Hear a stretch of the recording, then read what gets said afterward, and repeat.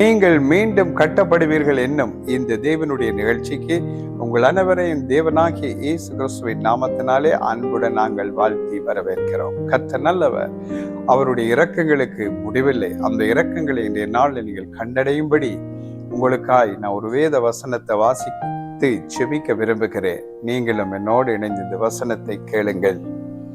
மீகா 5ஆம் அதிகாரம் 9ஆம் வசனம். உன்னுடைய கை உன் விரோதிகளின் மேல் உயரும், உன் சத்துருக்கள் எல்லாரும் சங்கரிக்கப்படுவார்கள் என்று இந்த வசனம் சொல்லுகின்றது.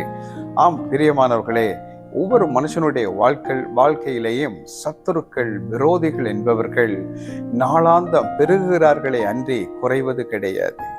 அவர்கள் எந்த விதத்தினாலும் உங்களுக்கு விரோதிகளாய் மாறிவிடுவோம். நீங்கள் ஒருவேளை ஒரு வேலை செய்து உழைத்து முன்னேறி நல்ல நிலைமைக்கு வரும்போது தானாகவே 4 விரோதிகள் எழுப்பி விடுவார்கள்.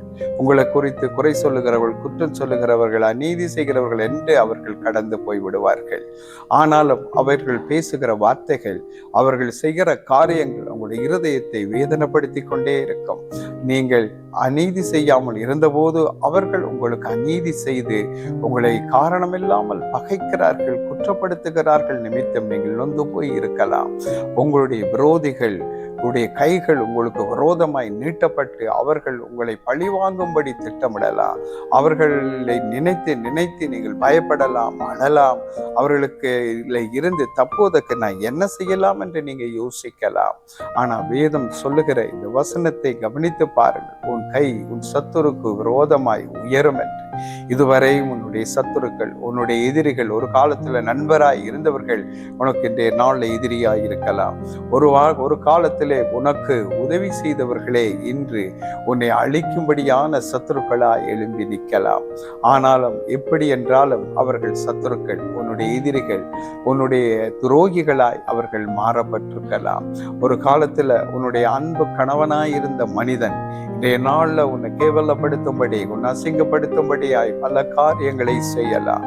ஒரு காலத்திலே உன்னுடைய காதல் மனைவியாயிருந்த பெண் உன்னை பழிவாங்கும்படி அநேக துர்செய்திகளை பரப்பலாம். எல்லா பக்கங்களிலே நொந்து வெந்து கசந்து போய் நீங்க காணப்படலாம்.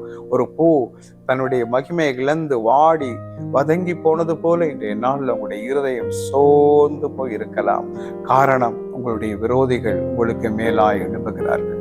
எப்ப பார்த்தாலும் அவர்கள் உங்களை வேதனைப்படுத்தி கொண்டே இருக்கிறார்கள். அதை செய்வேன், இதை செய்வேன் என்று உங்களை பயமுறுத்தி மிரட்டி காரியங்களை செய்து கொண்டு இருக்கிறதுனால உங்களுடைய இருதயம் கலங்கி சோர்ந்து போய் இருக்கிறது. இயேசு சொன்னார், கலங்காதிருங்கள், பயப்படாதிருங்கள் என்று சொன்னார். அவரிடத்தில் நம்பிக்கையாயிருங்கள், விசுவாசமாய் இருங்கள் என்று இயேசு சொன்னதை பார்க்கிறோம். இன்றைய நாள் ஆண்டவராகிய இயேசு கிறிஸ்து உங்களுக்காய் உங்களுடைய சத்துருக்களோடு போராடி யுத்தம் செய்து உங்களுக்கு ஜெயத்தை தர வல்லவரா இருக்கிறார். வேதம் சொல்லுகிறது, இன்று நீ காண்கிற எகிப்தியரை, உன்னுடைய சத்துருக்களை இனி நீ காணாதிருப்பாய் என்று சொல்லுகிறார். இன்றைய நாள்ல எல்லா பிரச்சனைகளையும் முடிக்க வல்லவராகிய ஆண்டவராகிய இயேசு கிறிஸ்துவை நோக்கி பாருங்கள், அவரை நோக்கி கேளுங்கள்.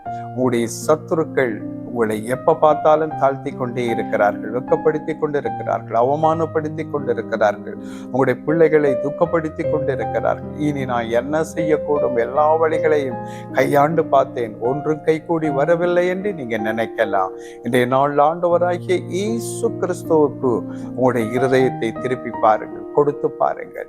அவர் உங்களுக்காய் யுத்தம் செய்கிறவர். இயேசு உங்களுக்காய் வழக்காடுகிறவர்.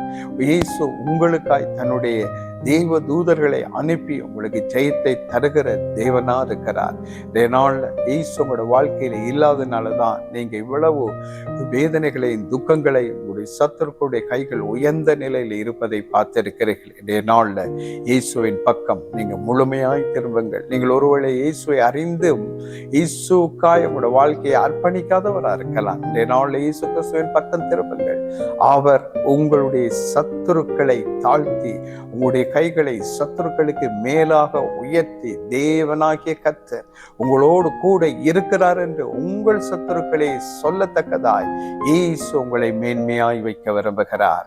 ஆகவே நான் உங்களுக்காக இன்றைய நாள்ல ஜெபம் செய்ய விரும்புகிறேன். நீங்களும் இணைந்து என்னோடு சேர்ந்து ஜெபியுங்கள்.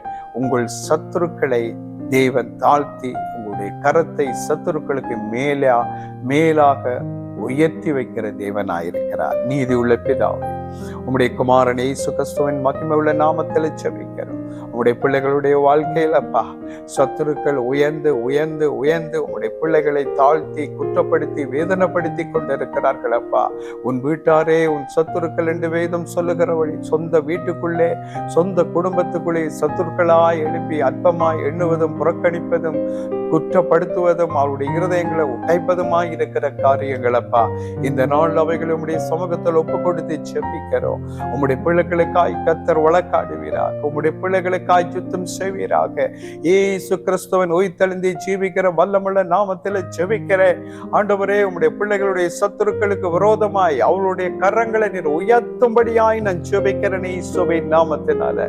கிறிஸ்து இயேசுவின் உயிர்த்தெழுந்து ஜீவிக்கிற வல்லமுள்ள நாமத்தில் ஜெபிக்கிறேன். உம்முடைய பிள்ளைகளை இதுவரையும் தாழ்த்தின வெட்கப்படுத்தின வேதனைப்படுத்தின சத்துருக்களுடைய பலன் அமருவதாக, எல்லா பிசாசுகளின் கிரியைகளும் அழிவதாக இயேசுவின் நாமத்தினால. உம்முடைய பிள்ளைகளுடைய கைகளை அவருடைய சத்துருக்களுக்கு எதிராய் நீங்க உயர்த்தும்படி ஜெபிக்கிறேன். கர்த்தரின் தலை எண்ணெயினால் அபிஷேகம் பண்ணி என் சத்துருக்களுக்கு முன்பாக ஒரு பந்தி ஆயத்தப்படுத்தினார் என்று சொன்னபடி உம்முடைய பிள்ளைகளுக்கு விரோதமாய் எழும்பி இருக்கிற சத்துருக்களுக்கு விரோதமாய் நீர் உம்முடைய பிள்ளைகளை உயர்த்தி ஆசீர்வதிக்கும்படி ஜெபிக்கிறேன்.